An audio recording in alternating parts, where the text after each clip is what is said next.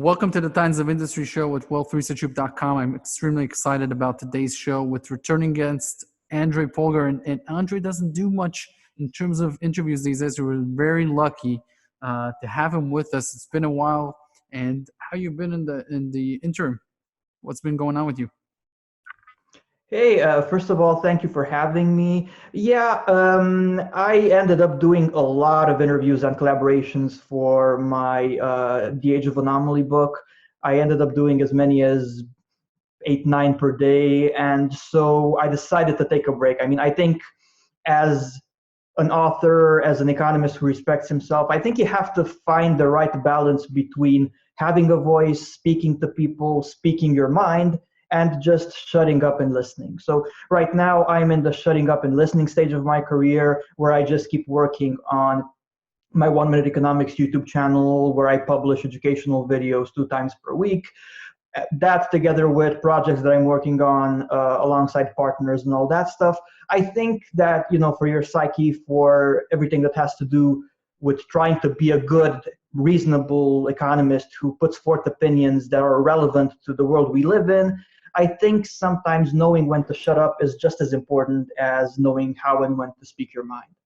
Well, you're here to speak your mind for the next 25 minutes. Yeah. So let's get to it. I want to ask you, first of all, how do you reconcile the fact that prices of stocks, of real estate, of bonds are so expensive at the same time as the global economy has slow growth, record indebtedness, and a very weird political situation around the globe? How do we reconcile these two things that look to be upside down? Yeah, this is a good starting question. And I think that to tackle it, it might help to press the reset button in our brains for a little bit and maybe entertain the possibility that high asset prices did not come despite slow economic growth, despite major indebtedness across multiple countries, despite the weird political situation, as you chose to put it, but rather it might have come, how should I put it, because of them. What I'm trying to say is that oftentimes behavior by the market that seems on the offense is actually defensive. So I think we need to ask ourselves just what this entire asset price craziness has going for itself from the perspective of the market. And in my view, most explanations revolve around the fact that you really have no choice but to be exposed to assets. Again, not despite, but because of the fact that the economy is experiencing subpar growth, or at least definitely not the type of growth that would justify these valuations. The same principle is valid when it comes to debt levels for sovereigns, for companies as well. The same principle is valid when it comes to politics and so on.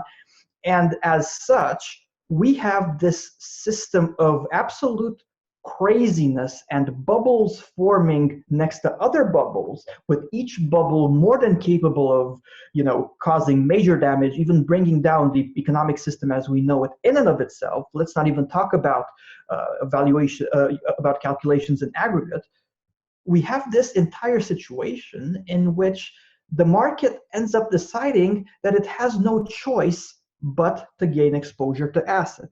And in doing so, of course, it fuels existing bubbles, it creates other bubbles. And this entire system of, speaking of my book, this entire system where anomaly becomes status quo ends up being generated, a system which at its core is caused by the fact that the market finds itself trapped. The market realizes that unprecedented currency debasement is occurring on all fronts. The market is realizing that unorthodox economic policy is here to stay, and not even that, it might be exacerbated in the future.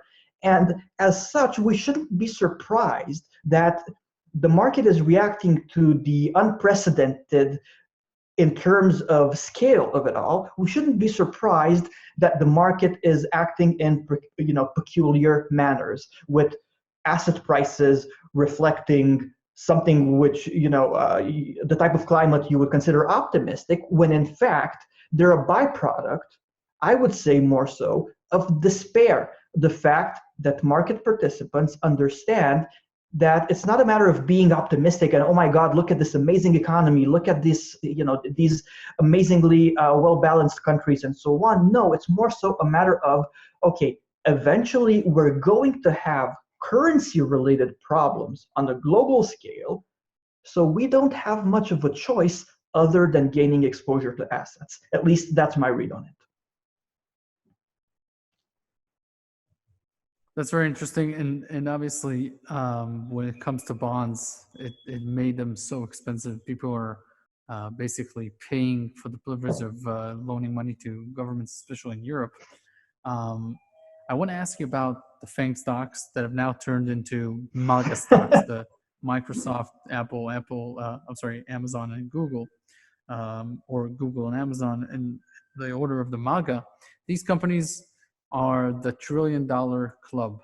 They're so large that Walmart, for example, would have to triple in size in order to be one of them, or Coca-Cola would need to be 5 times as big as it is. They're huge. Is this a sign of something, or is this the new norm? Should we expect more companies in the future to be that way? These are companies that are actually not old, not established. These are not the Johnson & Johnson, American Express, McDonald's of the world. They're not 50 or 100 years in business. You're talking about companies that are only 30 or 40 years old. Google, even less than that. It's just amazing how they became $1 trillion companies. And obviously, my question is, should we expect more of them? And if we should expect more of them, can investors participate in them much earlier? How do we find the next one? The problem with, unorthodox monetary, especially, but also fiscal policy, is that once you open Pandora's box, there's no telling what that might lead to. And I think this question goes along great with your first question, because we've established that, for better or worse, the market doesn't really have much choice. The average investor, sophisticated investors, we don't have much choice but to get exposed to assets. So obviously, we're in the type of climate where market participants feel compelled to gain exposure to a wide range of assets as a defense play, not necessarily an offense play. And this creates a perfect storm type situation for a wide range of craziness to ensue, because yes, you as a market participant might very well say, okay, yeah, I need to get exposure to stocks in our specific case because I have currency related fears, because I have sovereign debt related fears, and I feel that it's time to seek some comfort, at least in stocks. Other investors do the same, but then when it comes to especially a certain subset of hot stocks, if we are to call them that, enough critical mass is reached that they form legs of their own, that essentially on top of these sky high valuations, we have even more parabolic potential bubbles that are forming when it comes to individual companies. All of a sudden, market participants that have gained exposure to a certain asset, be it Tesla or the stocks you mentioned, or anything else for that matter, they notice, wait a second, look how many other investors are piling on. Look what's happening to these prices. Hey, look, we might even go parabolic. I might even go rich.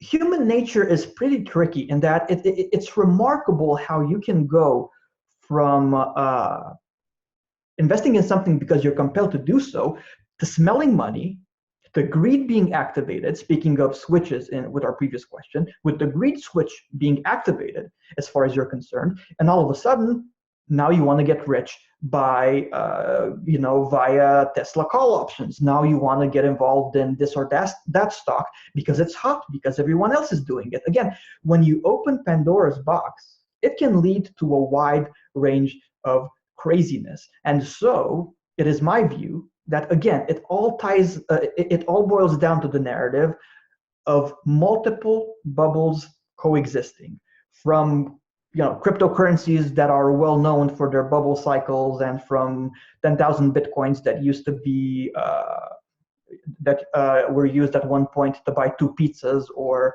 10,000 bitcoins that at one point some guy didn't manage to sell for $15. We went from that to 5-digit territory for Bitcoin, for sky high valuations to altcoins. One example of a bubble. Tech stocks, another example of a bubble. Chinese-oriented domain names, one example of a bubble that I think I'm the only economist who even covered that. Again, these are uncharted waters, and I think investors should not be surprised that things of this magnitude are occurring, with essentially the type of mania behavior that a couple of years ago used to be prevalent, let's say in 2017, with cryptocurrencies now being found when it comes to investors in Tesla stock, for example, or other stocks that are considered hot. So no, I don't think investors should be surprised. Can they make money from this? Yes. Can they try to get in early enough? Sure. But I think there's a lot of value in understanding the nature of the game you're playing, and more precisely of understanding that this is perhaps the number one game of musical chairs, of economic musical chairs in human history. If you can play it right, if you can get in at a decent price and get out before everyone else starts running towards the exits, then more power to you. But if you play this game thinking that we're in a paradigm shift situation, and that unprecedented prosperity is just around the corner, all you have to do is hold and you'll get amazingly rich, then I think you have to be disappointed. So to answer your question, it makes sense to play the game if you know what you're getting yourself into. A lot of money can definitely be made, but by the time the party stops, I think the overall taste in people's mouths is going to be bittersweet. I want to ask you about President Trump. President Trump wants zero interest rates in America, most likely for the purpose of refinancing the entire or the bulk, the lion's share of the national debt. In Europe, where you live, zero rates have become very common. They help governments to borrow money and get paid for doing so, basically, but they still need to pay back the principal at some point. Last I heard, government programs do not generate a return, so it's still spending, which they'll still need to find ways of paying off at the end of the road.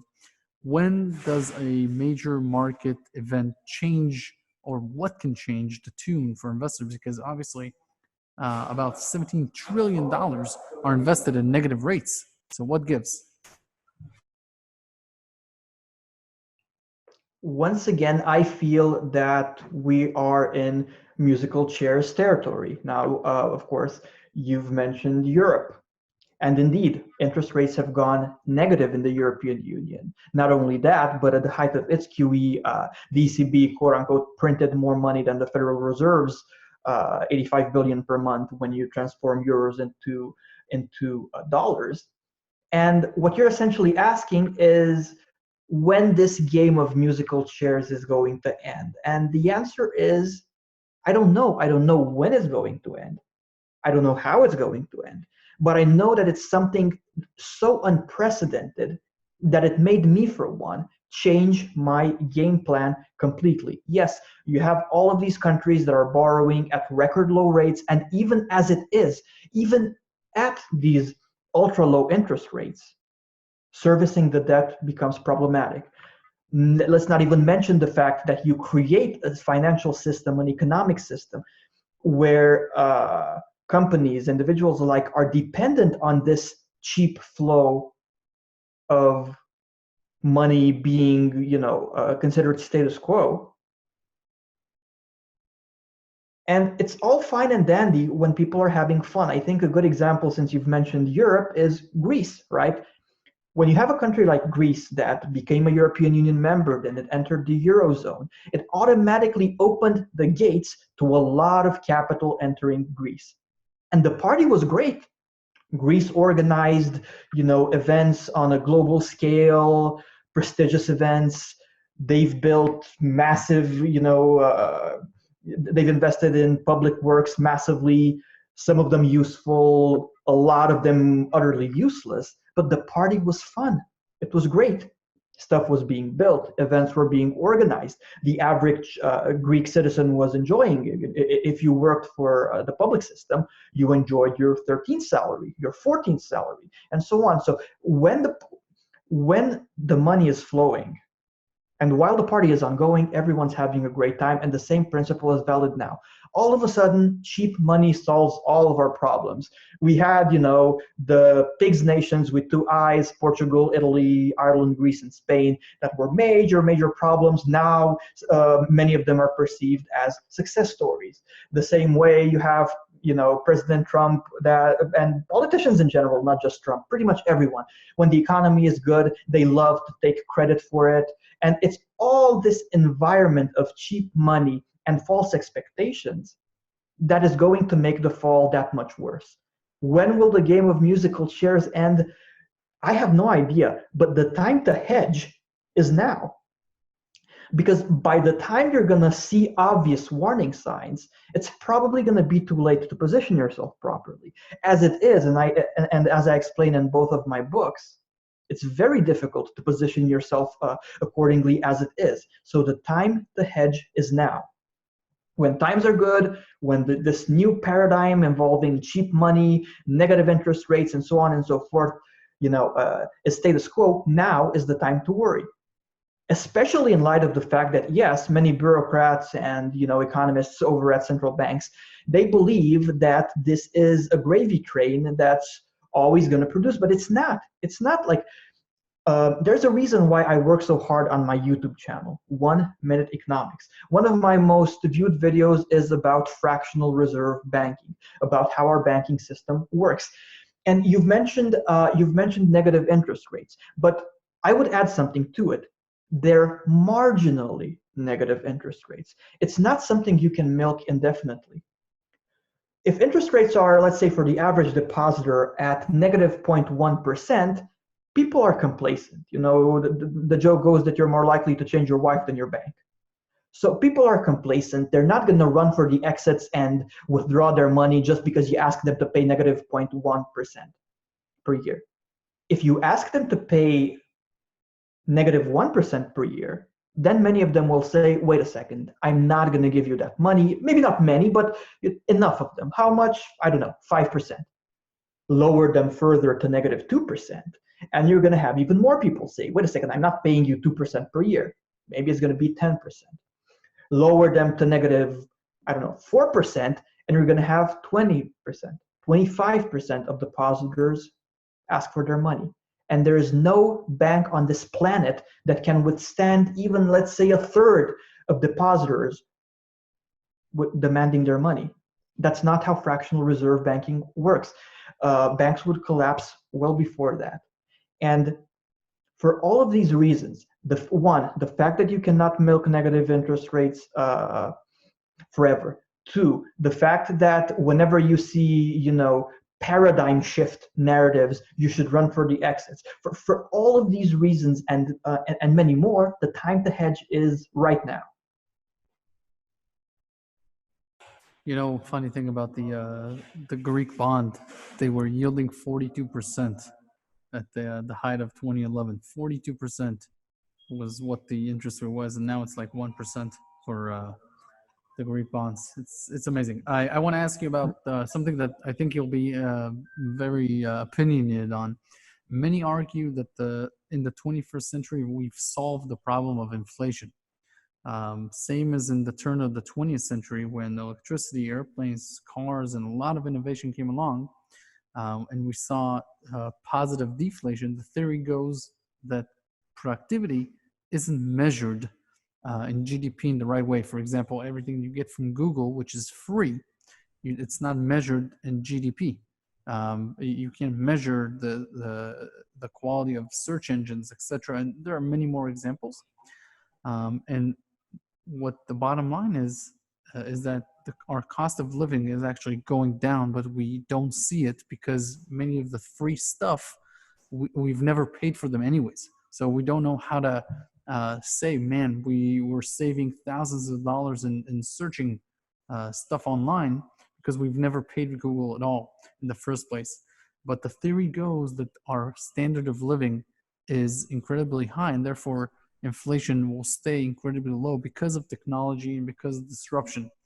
At the end of this, the last time that economists thought that inflation was solved, the year was 1929.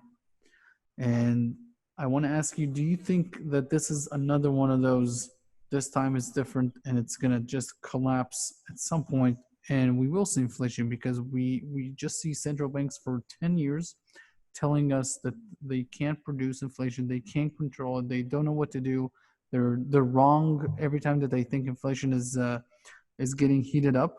And your economic opinion on inflation overall? I'm not an ivory tower economist. I'm a hands-on guy. I get my hands dirty, I invest, I trade. So I like to think that I have my ear to the ground. And ask any investor worth his salt, and he's going to tell you that he gets goosebumps whenever paradigm shift related conversations emerge. Now, of course, the GDP is an imperfect metric, but it goes both ways. You cannot just say it's an imperfect metric because look at all these amazing benefits like those that make our lives easier, the search-related ones, yada yada. You cannot just say that. It goes the other way around as well. Like from the perspective of the GDP, a lot of the stuff that's included in the GDP is not necessarily all that desirable. Like, for example, if I set my house on fire and then rebuild it, then from the perspective of the GDP, it's a great thing. I bought gasoline, I bought the match, I set my house on fire, people were paid to fix things, then they were paid to tear it down, and now I'm paying other people to build my house again. A lot of economic activity, perfect for the GDP. So again, of course, this is the type of thing that tends to happen in, let's say, paradigm shift type situations, right? Where people just see one side of the coin while completely ignoring the other. Like, and the same way, of course, technological advancements are great. Of course, they enhance our lives. But the same way, there is more to life than technology. So I think it's short-sighted at best to limit yourself, especially when it comes to a topic so complicated, as inflation, to limit yourself to just the technological advancement angle. It's a severely limited approach. And also, of course, I'm not a doom and gloomer, hyperinflation is coming tomorrow kind of guy. Like if you ask me if there's gonna be hyperinflation in the United States, I'm gonna tell you probably not, or almost certainly not, especially when the United States is close to the shape it's in right now, because there's no historic precedent of a country a powerful nation being brought to its knees by hyperinflation. Hyperinflation is something that tends to appear after a certain country is brought to its knees by something else. Like many people, maybe when they hear me say this, they're tempted to think about Germany. But Germany back then was not today's Germany. Germany had to go through debilitating losses, losing a world war, all of the things that came afterwards. And only then did it become weak enough to be a candidate for hyperinflation. There's no such thing that I know of, at least, of a strong country that was brought to its knees precisely by hyperinflation. So no, I'm not predicting that. I'm simply saying that it's unwise to ignore the inflation dimension. Like hyperinflation case studies are going to be very rare, but you don't need hyperinflation for you to be worried about the currency dimension, especially given the fact that very few experts these days are still worried about the currency dimension. Furthermore, if you as an economist, no matter how hard you try, if you go, in academic circles and try to put forth any kind of narrative that revolves around the idea that, hey, maybe we're going to have some currency problems eventually, you're going to risk public ridicule. Why? Because you're out of fashion. Nobody talks about this anymore. Inflation fears are a thing of the past. And again, I'm telling you this perhaps more so as an investor than an economist, that whenever you come across such an environment, that is precisely the time to panic. Now, I have no idea, I literally have no idea when this is going to unfold. If the next financial calamity is going to be inflationary in nature. If I had to guess, I'd probably say it's going to, eventually we're going to have, the beginning of our inflationary problem is probably going to come about in a manner involving status quo deflation first, followed by central banks and governments, throwing more of the same at the problem, fiscal monetary policy that's, all about even lower interest rates, even more money being pumped into the system, fiscal policy along with it, and so on. So deflation followed by status quo measures, followed by the market saying no, which ultimately leads to the inflationary scenarios I've mentioned. No, not hyperinflation, but most definitely inflation that's more than capable of wiping out your net worth if you're not careful. And I just said something. When the market decides that it doesn't accept the measures being thrown at it by governments and central banks, that's the key. I have no idea when the market will decide that.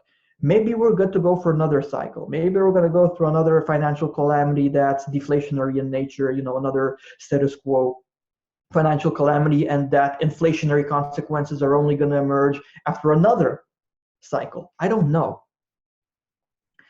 What I do know is that perhaps the unknown is what you should fear most. Everyone's talking about deflation, about how important it is to tackle deflation. Everyone's putting forth a game plan associated with tackling deflation. Nobody's talking about inflation, which leads me to believe that perhaps it might be wise to think a little bit about the inflation dimension. So no, I do not believe that, the technological advancement angle, while significant in and of itself, is enough for me to say, oh yeah, for sure, it's a paradigm shift. Inflation is a barbarous relic of the past, and we are prepared to move to infinity and beyond in terms of prosperity. No, I believe we are going to have inflation-related problems, not doom and gloom, carrying wheelbarrows of money to the store to buy bread type hyperinflation, but serious inflation, I believe, is going to be a threat eventually. And as such, once again, as I've mentioned previously, now's the time to hedge when nobody aside from the two of us is talking about it. Once people start fearing inflation, once it becomes obvious that maybe we're not in as big of a paradigm shift as many believe, again, it risks being too late. So whenever it comes to these things, especially since those who are listening probably to a significant degree are not ultra leveraged traders, instead they're investors who can afford to play the waiting game. So with that in mind, it's always best to be a year too early, 2 years too early, than to just follow the crowd and only start worrying when everyone else does it. That's my view. It's probably old-fashioned, but it is what it is. Andrei, do you own Bitcoin? If so, why? And if you do not, then why? I own it. I trade it. Last year, for example, in 2019, I have done well betting against it, especially in the second half of the year, despite the fact that people thought I was crazy in the first half when prices went from 3K to 14K. But I did it. Even when I short it, I do it with the intention of accumulating more. So personally, yes, I hold it. Yes, I own it. I think for the overwhelming majority of those watching us, if you're technologically savvy enough to be watching this very minute, I think it makes sense to allocate at least a small percentage of your net worth in this direction. On the other end of the spectrum, I consider the overwhelming majority of altcoins completely useless. I don't consider that blockchain technology requires thousands and maybe even eventually tens of thousands of completely different applications. I do not believe in Dentacoin, the need for a cryptocurrency for dentists. I do not believe in the overwhelming majority of use cases that are suggested by people who are into altcoins. But instead, I believe that when it comes to BTC and a select few alternatives, there is room for them in each and every portfolio. Now, I do this for a living. I live for economics, right? Like, I try my best, as I've mentioned previously, to be the type of economist who keeps his ear to the ground. This is why I trade this asset with all of the craziness that comes from it. Would I recommend trading for everyone? No. I have more than enough evidence, and it's not that difficult to find study after study which proves that retail traders, for the most part, lose money. Therefore, what I would recommend for those of us watching is to at least entertain the possibility of gradually building a position. Don't go overboard. Don't start, trading on this type of asset on leverage. No, but instead make it a goal to accumulate some of these assets as well. And I'm not sure if I'm going to get a chance to say this in the remainder of this interview, but if there's one word people should remember after watching this, after listening to this, it should be accumulate.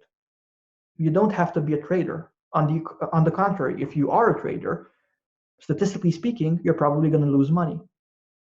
However, if you just limit yourself to accumulating wisely, if you just limit yourself to not being, keeping up with the Joneses consumer, and instead of buying the most expensive car you can get your hands on and consuming and acquiring useless stuff, if you instead develop the habit of accumulating maybe some precious metals here and there, maybe some crypto here and there, some stocks here and there, some saving up for some real estate here and there, results when it comes to the things I'm talking about are measured in years and decades. And even if you are the world's unluckiest person in terms of quote unquote timing the market, even if you buy the top each and every time you invest, you're accumulating desirable assets rather than consuming.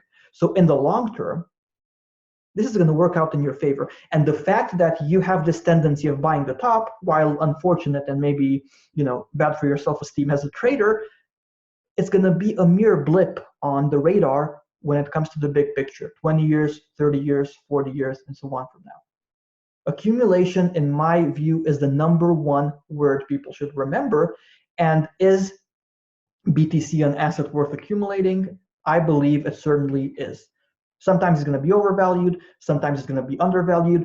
I, for one, choose to short it if I consider that it's overvalued at a certain point in time. But even when I do so, I do it with the underlying belief that I'm investing time in this space, and when it comes to this specific asset, because I see value, because my long-term goal revolves around building a reasonable position. It's obviously not the type of thing it would be wise to invest your entire net worth in, but having reasonable exposure makes sense. Andrei, where can people check out your YouTube channel and anything else that you're up to? First and foremost, I would strongly recommend that people subscribe to my 1 Minute Economics YouTube channel. You can just search for 1 Minute Economics on YouTube, on Google, or go to youtube.com/1 Minute Economics. I publish videos 2 times per week, but it's not the type of, let's say, vlog content or hot content or whatever. Instead, I just view each video as planting a seed. I basically publish 1-minute animations through which I explain economic concepts, anything from simple stuff like inflation, deflation, hyperinflation, to fractional reserve banking, derivatives, the standard deviation, statistics related stuff, and so on. I think that if people develop the habit of allocating even 10 minutes per month to watching my videos, they're going to be very grateful down the road. They're going to be harder to manipulate, because it's difficult for, a quote-unquote influencer, opinion former, or whatever to manipulate you if you have your facts straight when it comes to statistics, basic economics, yada, yada, yada. You're harder to manipulate. You're going to be in a more than decent position compared to the average consumer who is completely economically illiterate to put together a sound battle plan in the spirit of what we've talked about throughout this interview. And most importantly, it works. Like I've started having more and more universities reach out to me. Like for example, last year, even Oxford and MIT did so. I think MIT is gonna be updating one of its sections, and they said they'd be including a link to 1 Minute Economics. So it's getting more and more traction among students as well. And that's precisely because my videos are not exclusively meant to be aimed at students.